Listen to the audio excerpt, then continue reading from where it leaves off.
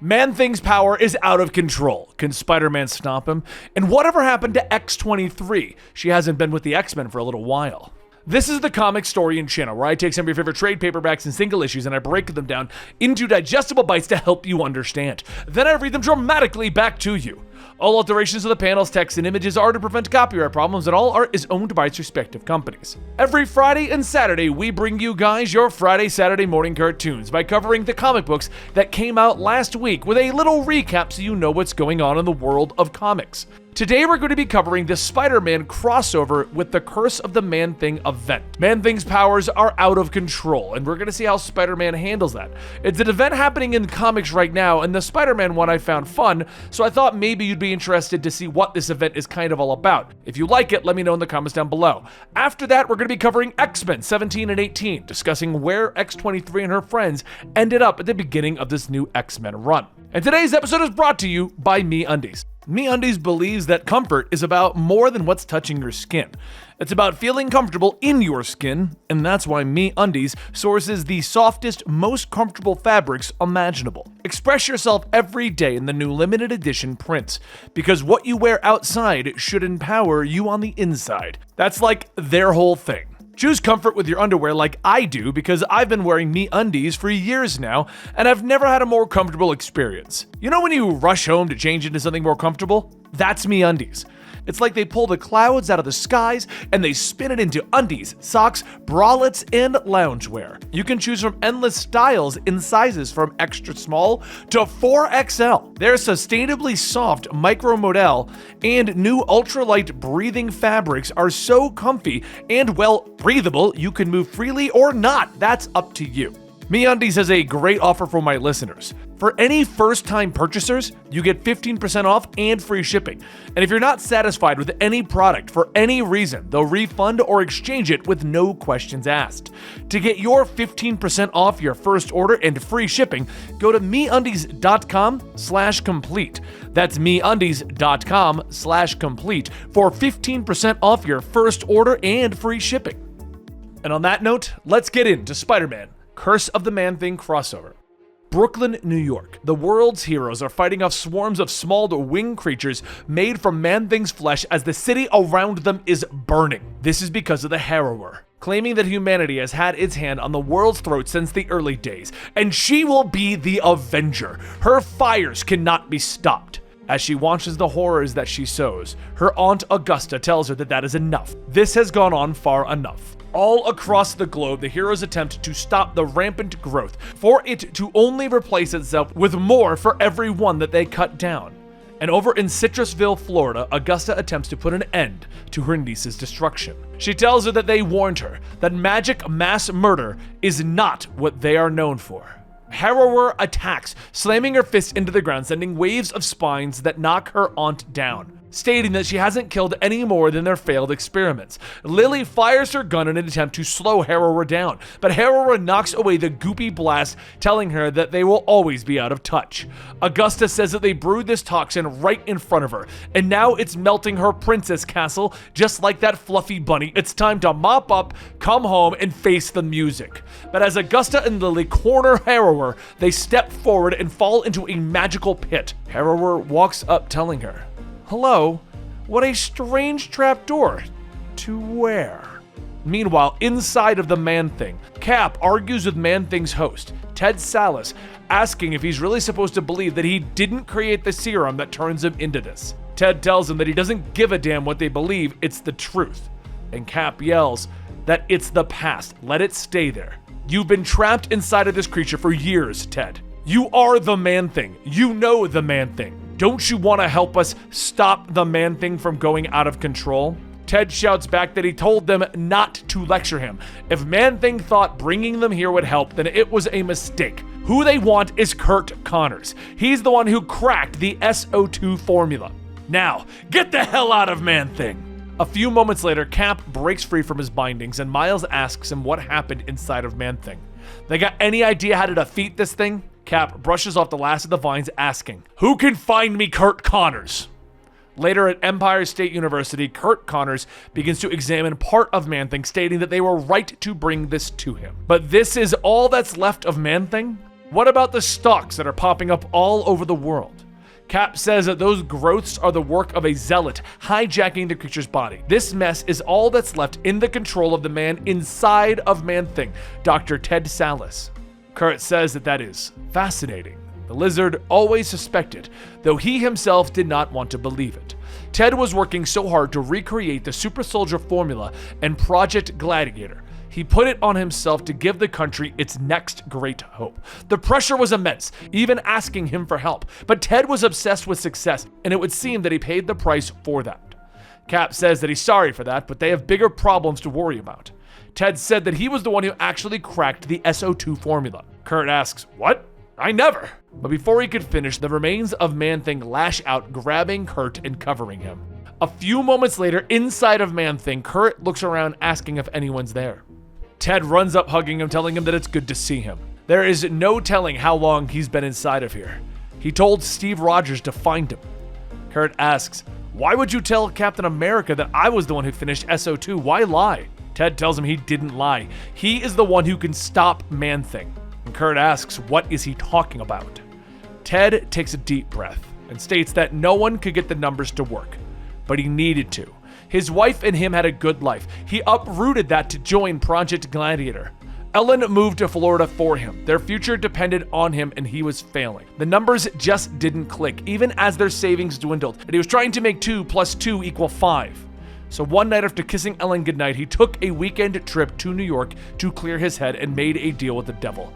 When he got back, 2 + 2 did equal 5, and he had no other option. But before Ted could go on, there's a rumble with Kurt asking what is going on. Is that an earthquake? Ted says that something must be attacking his Man-Thing body, the shell that's holding him here. Kurt begins to groan in pain as Ted asks what's wrong, and Kurt begins to transform back into the lizard with Ted yelling, "Get away. You were supposed to be better. I thought that we could stop all of this, but we can't even help ourselves, Kurt. You are not a martyr, no matter how bad you want to be. This is over." Back in the real world, Lizard breaks free from the vines as Cap fights back the drones asking, "Who am I welcoming back?" Lizard tells him, "What's welcoming is the chance to be out after being hidden for so long like a dirty secret. But don't worry, Cap. Embrace yourself." A few moments later, another flood of drones pour into the lab with Spider-Man in the middle asking, "Lizard? The Lizard? Hope you get the receipt for the new inhibitor chip." Lizard swats at the drones, telling him, "I can assure you that against these Celeros soldiers, I am quite uninhibited. What are you doing here?" Spider-Man tells him, "Good question. Every drone in the city just started to head this way. Now they're all bursting into flames. Not sure when they started doing that." Lizard yells that Man-Thing is waking. The drones sense it. They're threatened by its power. "Can't you smell it? It's a fear." As Lizard begins to rip through more of the flaming drones, Spider-Man says that he hasn't seen this side of him since the last time we fought. Lizard chomps down on the drone. "It's just nostalgia. Comes for us all the time, but I can't linger. For once, there's a use for you, Spider-Man. You must succeed where Rogers and I failed. The worm Sallis is the only one who can stop this, and these drones recognize it. We have to convince Ted Sallis to take hold of the monster within, to become Man-Thing again." Spider-Man looks at the wiggling vines. "Hey, what? Not the face!" As the vines grab Spider-Man, he closes his eyes and he wakes up inside of Man-Thing, just like the others. He looks around. This place. How did I get sucked into Cap's sense of humor? Ted walks up. "I'm taking this in stride." And Spider-Man tells him, "Ooze and you must have an understanding. You must be Sallis." Ted says that he knows what's going on out there. Man-Thing is out of control due to some bad magics. He thought Kurt could help, but he's just as much of a monster as Ted is. Spider-Man tells him, "Look, I've lost count of the amount of times that I've had 6 arms. Connors believes in you." Ted tells him that this is his punishment. It's all his fault that all of this is happening. He lost everything that he was trying to save because of one selfish choice, and he can't make up for it. All he can do is watch. Spider-Man tells him, "Look, sit down, kid, and don't look into the actual age thing. But you think you're the only one who's made bad choices? What you did doesn't have the market cornered in selfish. Yours truly has even dabbled and it cost me. You think that this is some kind of a prison? Maybe, but the truth is you're your own jailer. You're the only one who can break yourself out of here. Connors wanted us to try and show you the truth, but we can't make you do anything. No one is stopping you from doing nothing and sinking deeper. Whatever you're scared of, you can take responsibility. Do you want to control this thing? Do you want to make Man-Thing more than a prison? Then this is where you start. You made a bad choice, so what are you going to do about it? Back out in the real world, Spider-Man breaks free from the vines and Cap says, "The air is getting thin in here. Give me some good news." Before answering, a hand begins to rise out of the tangled vines, grabbing one of the drones and squashing it. As more vines lash out, Lizard asks, "Is that Salus?" "No, Man-Thing." Spider-Man looks up at Man-Thing. "Well, looks like you found your spine and appetite. Now, hey, wait, are you sinking into the floor?" Later in Ted's old office, Man-Thing walks inside, and within Man-Thing, Ted begins to carve something into his chest, telling Ellen that he's so sorry. He loved her. She gave him so much. Now it's time for him to give something back. As a small sphere drops from both Man-Thing and Ted's chest, they place it into the circle and then slam onto it with hammers. Man-Thing watches as the sphere burns and then fizzles out. And just then there's a creak behind him and a voice asking, were they expecting someone else? He should know better. Speak of the devil, and she shall appear. And sitting in the window is the X-Men Magik. Now, I know it feels like that story got started right in the middle of the Man-Thing event, but I tried to keep it as simple as possible. This is a part of the Curse of the Man-Thing crossover event, and I thought the Spider-Man chapter would be interesting, and maybe you guys would be interested in what's going on with Man-Thing, and maybe want me to cover the full story of that one. But let's move into the X-Men story, with the stories of where has X-23 been, and how is she coming home? X-Men 18 and 19. In South America, there is the Vault. It's unknown what is really in there, and with the help of some fellow mutants, a team was able to sneak inside. However, inside of the Vault, time flows differently. It waves and wanes in temporal tides. The team to get inside would consist of Synch, Darwin, and X-23. Their objective was to ascertain the threat level and potential weakness of the Vault, and the full capabilities of what lies within and those of the children. These mutants have the ability to heal, live forever, and if they were to finally die in the Vault, due to the mutants' new technology, they would be reborn with those memories. They could report back to the X-Men. So as the team enters, they see a massive city before them. Synch asks how many people could fit in here. 1 million? Maybe more. Darwin tells him that it could certainly hold that, but it's pretty unlikely. One of the main reasons that they have entered is because they don't know enough about the mutants of the Vault. It's been theorized that for whatever the reason, the children of the Vault have engaged in strict population control. And after scanning the area, it would seem that that is true. The city is pretty sparsely populated. Synch borrows Darwin's abilities and looks for himself, telling him that he's right. Maybe they can do this and not be seen. Just get home in time for dinner. X-23 tells them that that isn't going to happen if they don't keep it down. Synch looks at her, asking himself, how would he feel about that? And X-23 looks back at him, taking out her claws, asking, what are you looking at? Synch just smiles, telling himself that he feels pretty good. Soon the team moves out, and with any luck, they'll be out in a few days, week tops. However, as the three descend into the Vault, in the center of it is the Dome, and the Dome is watching. It begins to process one of the next children, uploading their memories and objects, informing her and the others that the Vault will remain closed. Current child level is 2. Level 3 is necessary for successful operation and subjugation for external environment. Warning, asymmetrical breach. Scanning for contagion, scan complete, subjects unidentified, class unknown, level unknown. Anomaly detected, protect the city. And just as the recon team reaches the lowest levels of the city, they are greeted by the children, each with their own special abilities. As soon as the elevator door opens, one of them sends a fiery blast into the tube, with another one stating that she doesn't smell anything. The intruders must have gotten off before they reached the bottom floor.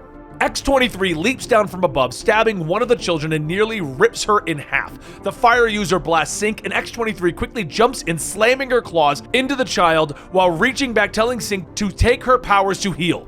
However, Synch doesn't copy X-23's. He copies the fire users, and with no idea as to why he could, since he can only take the powers of mutants, he doesn't question it and incinerates 2 more of the children. The final child screams that they're going to pay for that, but before X-23 could attack, Synch grabs her, stating that the kid is going to blow, they need to get clear. The kid says that it's always the same with the mutants. Thinking that they can run from this. Well, run all you want, run as fast as you can, it's not going to matter. You can't outrun us. You can't outrun the future. The mission for the team was to take back what they learned and escape with that knowledge. They did their best, and on day one, they already knew. They had no idea how they were going to get home. That explosion took out a good chunk of the city, and thanks to X-23's healing, they managed to survive. Barely. The destroyed part of the city needed to be rebuilt. This would be strange, but not for the people of the Vault. This was normal. Survive. This is what they needed to do now. In the first 50 years for Sync, X-23, and Darwin, those were the longest. The team began to build out their own stronghold. The children must have thought nothing of it, or assumed they were dead, because there were no attempts to locate the three of them. They laid low and they set up inside of the outer ring to avoid the builders that were engaged in the edge of creation. Darwin found out pretty quickly that there were also genetic sniffers built into most of the architect of the city. His body adapted to shed a field of the child gene replica to mask their comings and goings. Later on, they learned to either recognize or avoid them or disable or fool them.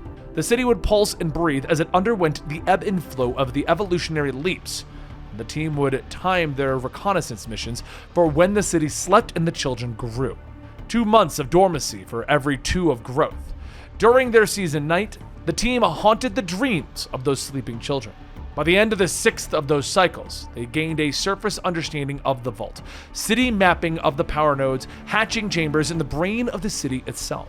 It was just enough time for fear to have disappeared, and their thin layer of knowledge to hide an ocean of ignorance.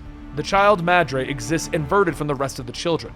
While they sleep, she works, and while they live and grow, she rests.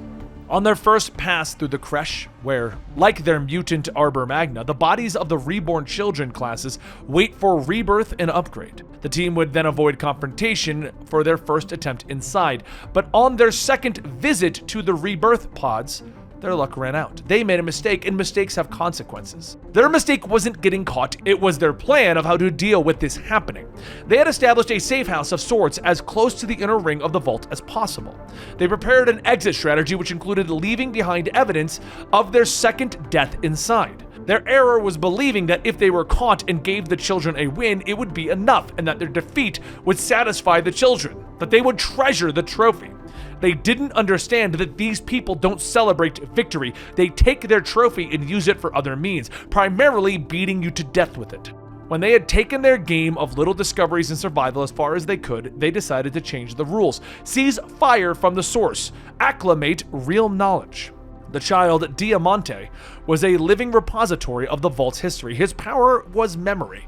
He knew the city and everything that the city knew. Years ago, the X-Men had an encounter with the children of the Vault. These were the first generation of children. And from their defeat at the hands of mutantdom, Earth's first post-humans learned that they had to evolve, and the second generation of children was produced and let loose on the world. These children were captured, dissected, and repurposed by the Orcus as potential weapons at the creation of their nation-state. One of them, Seraphina, escaped, and when the city learned of their fate, it was decided that yet another evolutionary leap was needed. This was the third and final generation of the children before they were released from the Vault to claim the Earth as their own, and with this they learned what they needed. It was time for the recon team to return home. But X-23, Darwin, and Sync could not return home. Even after 100 years with this knowledge, they could not find a way through the Vault shield trapping them inside. In their temporal prison, they only had one option: continue to study, continue to learn, until they found a way to escape and make their way home. And eventually, at the apex of a dormant cycle, they gambled and infiltrated the heart of the Vault, the city itself. They gambled, and they lost. The children had laid out the perfect trap, and they had waited patiently for decades for them to walk right into it. In retrospect, it was obvious they went after Darwin. X-23 and Sync were an afterthought, though X-23 was captured as well. Sync spent decades no longer alone in his thoughts. Survival and observation could only fill so many hours or weeks or years. Living at the whim of post-humanity stirred memories, looming death, inevitable death, demanding an audience with the ghosts of his childhood, Sync waited and collected and built. And as he walks up to X-23's prison, he thought back on something that his father said to him once. "Son, most people don't know how to explain it, but I sure do, so listen carefully. Do you know the difference between caring for someone and loving for them?" If you love someone, then you're willing to die for them, and that's the difference. That's how you know it's real. Sink lived that day that he rescued X-23. He could have died, but he did it anyway. So the two planned again, this time to get Darwin. And when they found him, they knew what the vault was going to do with him. They were using his ability to adapt and amplified it to bring the fourth generation of children out, but atomized him repeatedly. Right now, Sink and X-23 had to escape, and the only way would be to go through the shield that would ultimately end them. However, Sink built something that could disrupt it long enough to allow them through, though it would still hurt like hell. The professor needs to know what is going on. They have to tell the X-Men. Sink and X-23 throw themselves through the barrier, reverting to their younger selves, but nearly killing themselves in doing so. Of course, the children came, and X-23 told Sink that one of them has to make it, and he doesn't have powers. She might not be able to stop them, but she will be able to slow them down. He saved her once, now let her save him. Sink managed to escape, but hardly made any distance between him and the vault before he was struck down by the children. He called out to the professor, asking if he could hear him. And what answered was the children, telling him that he will die here, that they're going to wipe his kind from the face of the planet. They are the future, not the X-Men. Later, reborn, Sink, with all of his memories, crawls out of his pod reborn. The professor heard him. He made it back. He was resurrected with the secrets of the vault, what they had become, what they were becoming, and some ideas of how to stop them. That's just information, data. Here's what he really learned. Friend, confidant, partner, lover. Those are human words to describe a human relationship measured in human years. And he can still hear him. His father stating that he loved his mother so much that they were willing to die for her. Human words, useless words. Love is not dying for someone, it's living for them. Sink watches as X-23 is reborn, the woman that he just spent decades with, the woman that he now loves. He begins to think of the lifetimes that he got to spend with her in there, that he knew her better than anyone else on the planet, more than anyone will ever know now. And he wonders, how do you explain this to her? How do you tell her about everything? How do you even start that conversation? Because since she died in the vault, she doesn't have the memories. X-23 stares at him, popping her claws, asking, "What are you looking at?" And Sink smiles. "Yeah, okay. That'll work." And there you guys have it. So like I said, Curse of the Man-Thing is another series going on. Let me know in the comments down below if you want the core plot to that, because they're doing the usual crossover thing. It's just not nearly as big as King in Black. I thought it'd be a fun way to introduce you guys to Man-Thing by, using Spider-Man. That's what the Marvel Comics are doing. Why do you think there is a Spider-Man issue? It's so that people will go, Spider-Man, Man-Thing, let me check this one out. So I thought I'd try their method. Also, there's your story of X-23. She is now back with the rest of the X-Men, and she is prepared to rejoin and do all the X-Men stuff. Hope you guys enjoyed that storyline. Let me know in the comments down below what you think of the current X-Men run. I believe next week we're either going to jump into Wolverine or finish the current X-Men run and then start looking at some X-Force. Either way, I'll talk to you guys real soon. Thank you so much for your continued support, and you guys have a good one.